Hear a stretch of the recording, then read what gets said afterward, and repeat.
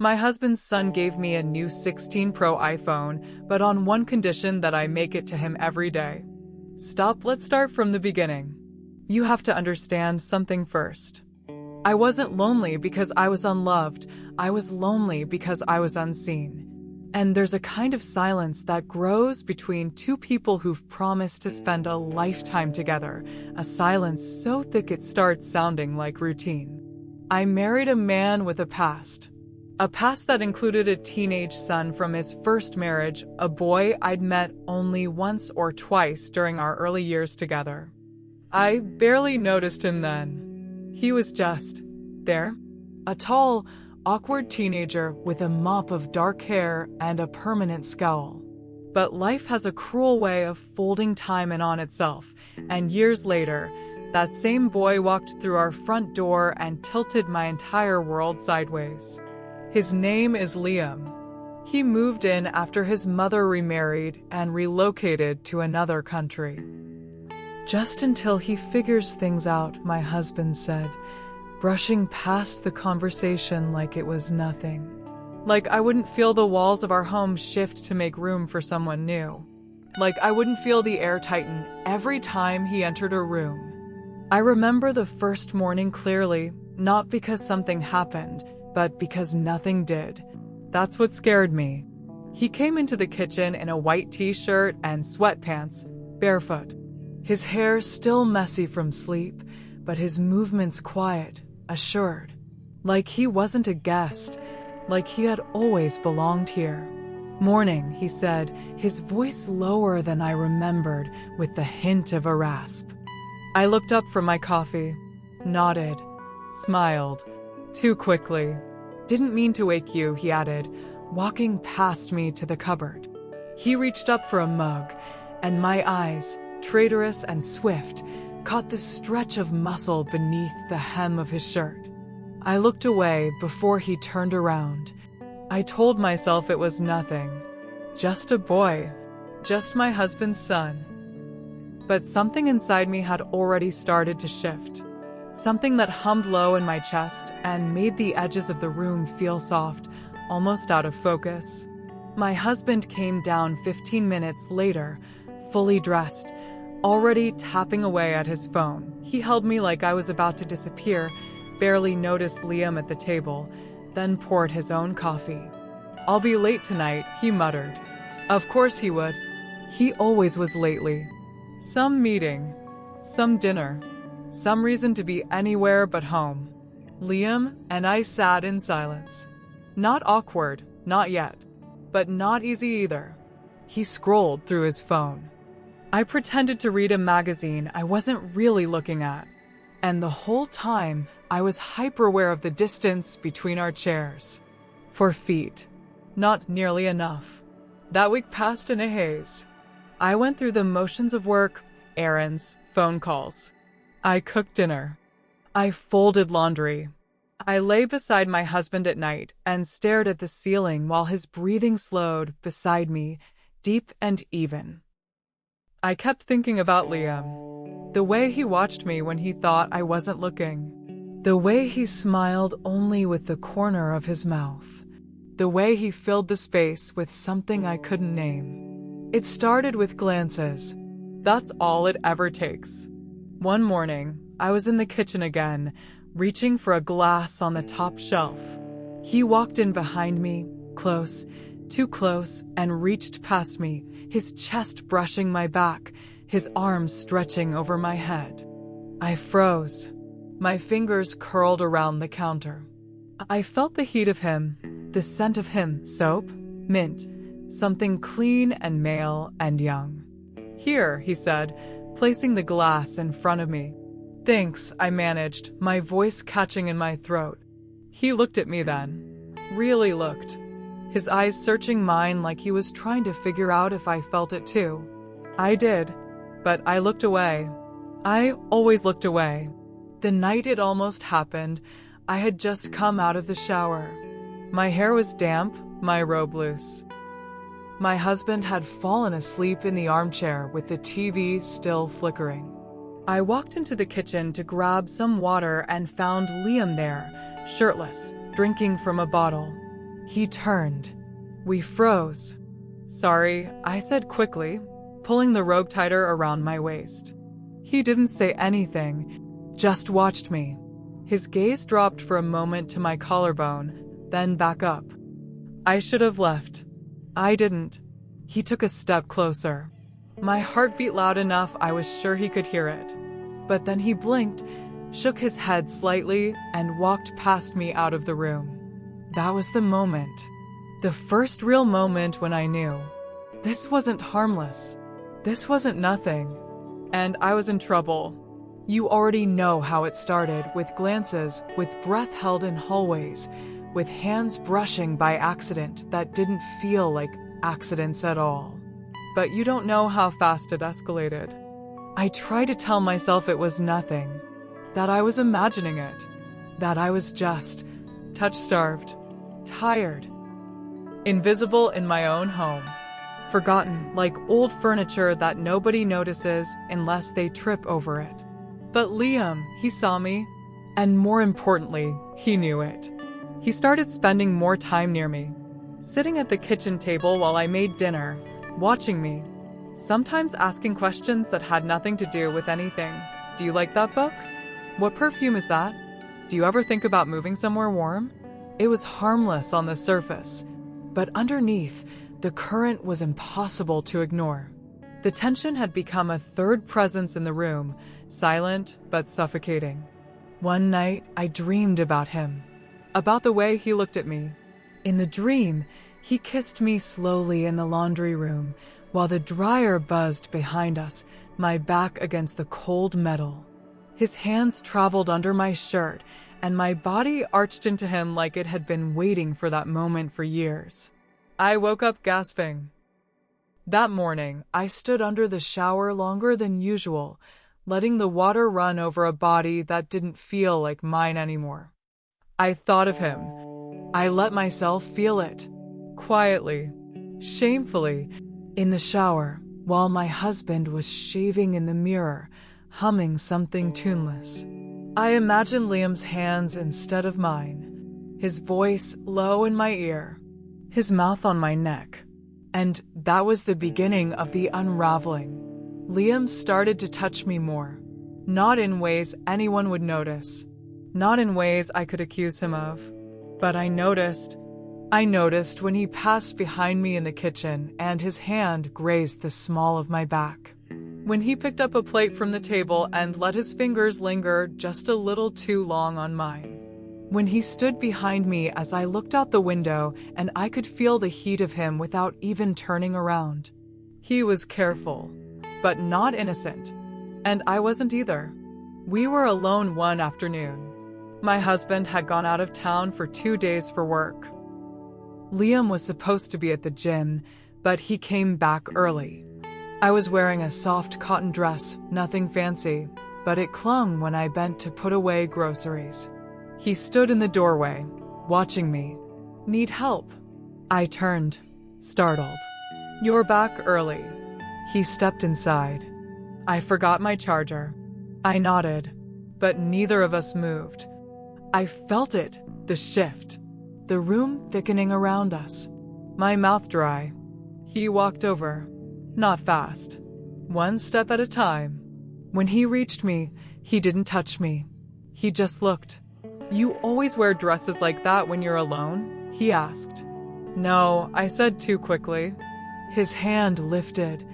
I thought he would touch my arm, but instead, he reached past me for an apple in the fruit bowl. His skin grazed mine anyway. I shivered. He noticed. "Cold?" he asked. "No." Liar. He took a bite of the apple. Then he leaned against the counter, eyes still on me. I turned away, tried to keep doing what I was doing. Then I felt him behind me. His hand brushed my hip, just barely. I gasped. "Sorry," he whispered. But he didn't step away. "We can't," I said. My voice cracked. "We already are." And then he kissed me. It wasn't soft. It wasn't testing. It was months of heat and silence and fantasy slamming into reality. My back hit the fridge. My hands gripped his arms. His tongue slid into my mouth and I tasted everything him, the apple, the ache I'd been pretending not to feel. I moaned. Quiet, but real. Then a phone rang. My phone. I pushed him away. My hands trembling. My legs weak. I have to answer that. He nodded, stepped back, but he didn't look sorry. I answered the call with a voice I barely recognized. That night, I couldn't sleep. I lay in bed beside my husband, his back to me, and stared at the ceiling. I could still feel Liam's lips, the heat of his hand on my waist. I got up, went to the bathroom, closed the door. That night, I let myself feel what I had been avoiding. No guilt, just ache, just silence, echoing his name. It escalated after that. We didn't talk about the kiss. Not directly, but he started finding reasons to be alone with me, offering to help me clean the garage, asking me to drive him to the store for something, waiting up when I came home late. Once, I walked past his room on the way to the laundry, and the door was open. He was sitting on the edge of the bed, shirtless, scrolling through his phone. "You can come in, he said without looking up. I was just doing laundry." He looked up then, his eyes heavy. "I won't bite," he said. But I knew better. A week later was my birthday. Liam gave me a gift. It was wrapped clumsily. Inside, a brand new iPhone 16 Pro. My favorite color. Exactly what I'd wanted, though I never said it aloud. "You didn't have to," I said. He shrugged. "I wanted to." I looked at him. My husband was in the other room. Liam leaned in, just slightly. "But there's one condition," he murmured. "What?" I whispered. His eyes burned into mine. "Stay close to me, even if it's just through the screen." I should have said no, but I didn't. I said, "Okay," and I meant it. That night, after everyone had gone to bed, I went into the bathroom and took a picture. It wasn't much, just my collarbone, a slip strap sliding down my shoulder. Nothing anyone could call explicit, but I sent it to him. And the second the message was marked as read, I felt my whole body flush with heat. He replied with one word, "Perfect." I stared at it for a long time. Then I turned off the light and went to bed, trembling with something that wasn't quite fear. I had crossed a line, and I didn't want to go back. By the time I realized how deep I was already lying to everyone. To my husband, with my silences, my stories about errands and delayed grocery trips. To Liam, pretending I was stronger than I was, pretending I could keep things casual. And worst of all, to myself, convincing myself this wasn't an affair, that it was something temporary, that I could stop.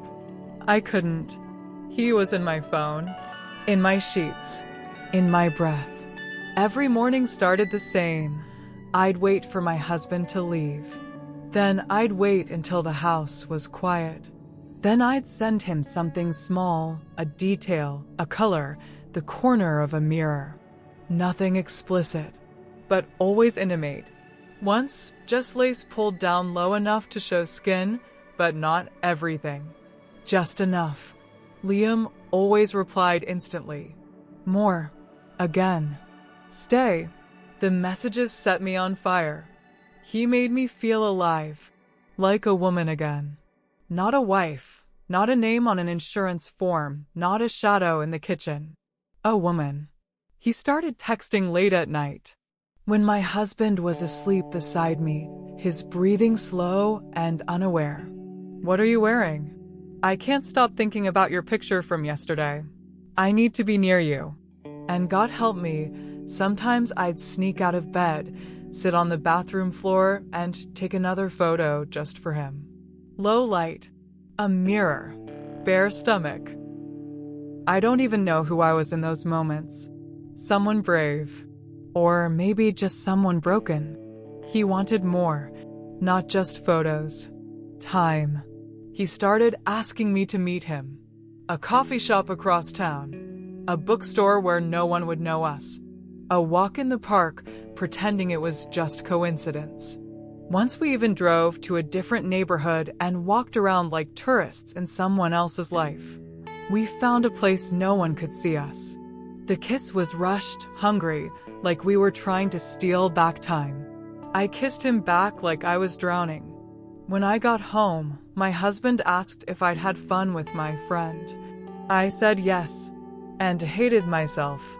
What happened next couldn't be taken back. We were in the kitchen. My husband was away for the weekend. Liam came up behind me, slipped his arms around my waist, and kissed my neck. "You smell like cinnamon," he said. "I was baking," I whispered. He turned me around, kissed me hard. "I can't wait anymore," he murmured into my mouth. "I know." We didn't go to the bedroom. The space between us finally collapsed. Too many quiet nights and too many glances made it impossible to pretend. We crossed a line we couldn't uncross. We crossed a line we couldn't uncross. The room blurred, the moment swallowing us whole. When it ended, I was breathless and trembling, not sure what part of me had just unraveled. It hurt. A little. But I didn't want him to stop. I cried after. Not from guilt, from release. He kissed the tears off my cheeks like they belonged to him. After that, there was no going back.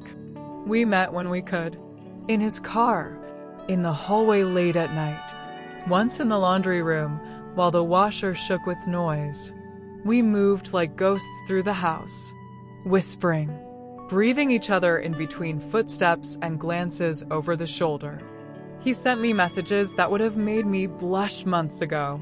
I answered with whispers he couldn't hear, glimpses he couldn't hold, but that only made him want more. Words I hadn't said in years. Words like, "I need you." He started leaving notes in my book. Not texts, not photos. Handwritten notes. Folded slips of paper tucked into the pages of the novels I read. "You looked so beautiful at breakfast. Last night, I dreamed about your voice. I wish we could wake up in the same bed."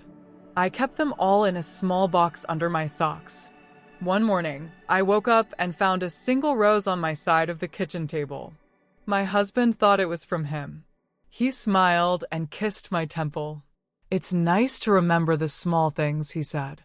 I smiled back, but inside I was shattering. Because it was from Liam. He had left it before his early shift, and I knew because of the note beneath it. Because I can't touch you when I want to. One Sunday, we were in the backyard. My husband grilling, Liam reading under the tree. I brought out lemonade. When I handed Liam his glass, his fingers brushed mine and stayed. We didn't move. My husband called from the patio, "Everything all right?" "Perfect," Liam answered without looking away from me. My knees almost buckled. He started writing to me in code. Short phrases that meant everything and nothing. "Do you miss the coffee shop?" Meant, "I want to kiss you." Page 47 meant, "Read the note I left." "Need help in the garage?" meant, "Come touch me." We built a secret language of desire, and I spoke it fluently. One night, while my husband was away, Liam and I made love on the floor of the living room. Candles lit, music low. No rush, no shame. It wasn't sex. It was need. It was worship. He moved like he was afraid the moment would vanish, like he was trying to hold onto something already fading. After, we lay tangled together, breathing, not speaking. "I don't want to be your secret," he whispered. "I know." "Then say it. Out loud. Say you want more." I couldn't. I wanted to, but I couldn't. He stood, dressed quietly, and left the room. The next day, he didn't meet my eyes at breakfast. I hated how much it hurt. That night, while my husband slept, I opened a new message from Liam. It was a photo of the rose. The caption read, "You're still holding back." I stared at it for an hour. Then I replied, "But I'm not ready to let go either." And I meant it, even if I didn't know what it would cost me yet. And this is where it ends. Except endings aren't clean. They don't arrive with confetti or catastrophe. Sometimes they begin with something small. A vibration, a flicker of light, a sound that doesn't belong. It was a Saturday. I was in the shower, the water too hot against my skin, like I was trying to burn something off. Steam fogged the mirror. My head leaned against the tile, heavy with thoughts I'd been avoiding for weeks. I was thinking about him, Liam. Again.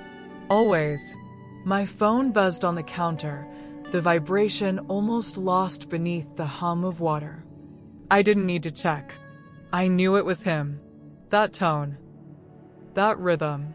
It had started to sound like a pulse, like breath. I reached for it without drying my hands. The screen lit up with a photo. It was his mouth. Just his lips. Slightly parted. And a word. Now. But before I could even reply, the door opened. My husband stepped inside. He wasn't supposed to be home. Not this early. Not now. He didn't speak. He didn't shout. He held my phone in his hand, the same phone Liam had given me. And his face, that was the part I'll never forget. It wasn't rage. It wasn't betrayal. It was something worse. Stillness. Like a man who died standing up. "What is this?" he asked, though I think he already knew. I opened my mouth, but no sound came. He looked down at the screen, then back at me. Then, without another word, he turned, walked to the sink, and in one swift, unflinching motion, smashed the phone against the counter. Glass and metal exploded. A shard cut his palm, and blood mixed with the water droplets as he dropped the wreckage into the trash. Then he walked out, left the door open, left me alone. That night, I didn't sleep. The silence in the house was monstrous.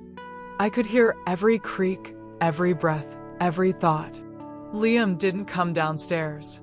My husband didn't speak to me. I sat in the kitchen with a plate of untouched food, staring at the cracked tile and wondering how I'd gotten here. Not the steps. I knew every one of them. But the reason. Why had I said yes? Why did I keep saying yes? Maybe because it was the first time in years someone looked at me and saw a woman. Not a wife. Not a placeholder. Not a memory of what I used to be. I thought about leaving. That night, I even packed a bag. But I didn't walk out the door. I sat on the edge of the bed, gripping the handle of my suitcase, and waited for something to push me. It didn't come. 2 days passed. The air between me and my husband grew thicker. He avoided my eyes. I avoided the mirror. On the third night, just after midnight, there was a knock on my bedroom door. Soft, hesitant. I opened it, already knowing who it was. Liam stood there, barefoot, his hoodie unzipped. His face was pale. His eyes rimmed red. "Can I come in?" I stepped aside. He walked in slowly, like he expected the floor to collapse beneath him. "I'm sorry," he said. "For what?"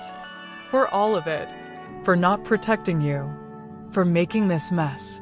You didn't make it alone." We sat on the bed, side by side. Not touching. Not yet. He looked at his hands. "Do you ever wish we hadn't started it?" "No," I said honestly. "But I wish I could have." The next morning, he was gone. Gone. His room was stripped bare. Drawers empty. Sheets folded. No note. No trace. Except one thing. On my nightstand, a printed photo. One of the first I had sent him. Just my collarbone. A whisper of lace. On the back, in his handwriting. "You made me feel real." I pressed the photo to my chest and cried. For him. For me.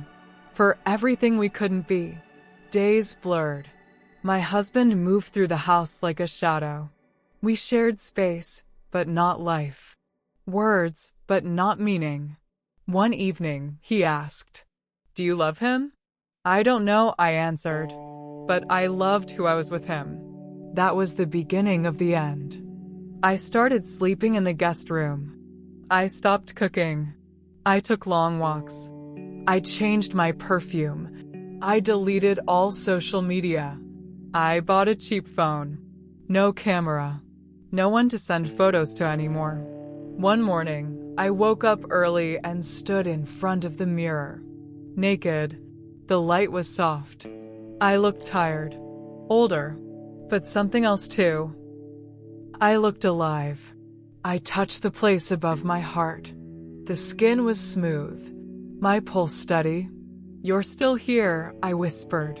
Not for him. Not for anyone. Just for me. Liam left. My marriage didn't survive. But I did. And that's the part no one talks about. What happens after the damage? After the affair? After the silence? You keep going. You rebuild. You find a version of yourself that's quieter, wiser, less hungry for approval, more careful with her pain. I don't wear white lace anymore. But I don't hide either. Sometimes I pass a phone store and smile. 16 Pro. 17 Pro. Whatever they're up to now. None of them will carry what that one did. A secret. A spark. A confession. A woman. Reborn through ruin.